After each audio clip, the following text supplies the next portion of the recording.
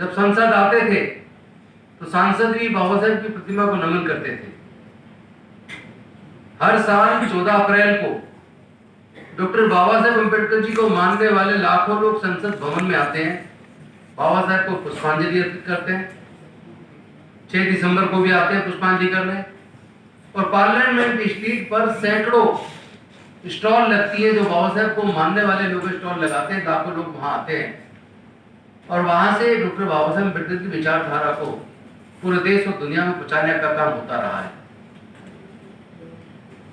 ये जो अचानक 2 और 3 की रात को डॉक्टर बाबा साहेब अम्बेडकर जी की प्रतिमा को वहां से हटाया गया, गांधी जी की प्रतिमा को हटाया गया, ये कोई साधारण घटना नहीं है।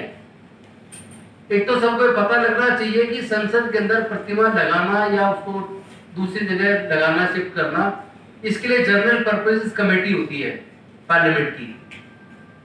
इस पिछले 5 साल के कार्यकाल में जनरल पर्पसेस कमेटी का गठन ही नहीं हुआ। बिना उसके फैसले के, बिना जनरल पर्पसेस कमेटी के ये फैसला लिया किसने? एक तो ये सवाल है। दूसरा सवाल ये है कि जब चुनाव खत्म हुआ और रिजल्ट आने वाले थे,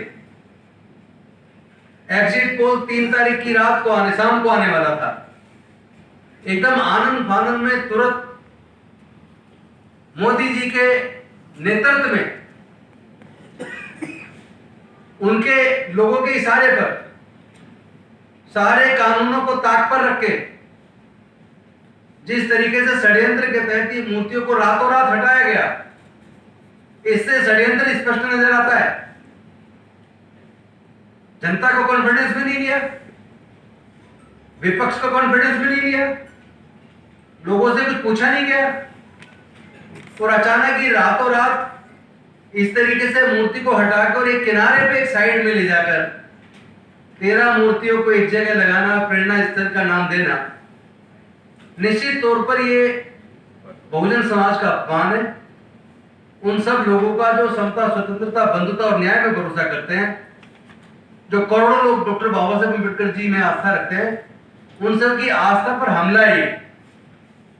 इनकी आस्था है, हमारी आस्था की क्या वैल्यू है? जिन चीजों के प्रमाण नहीं है उसके ऊपर ये लोग कितना संघर्ष करते हैं, कितने लोगों की कुर्बानी हुई है।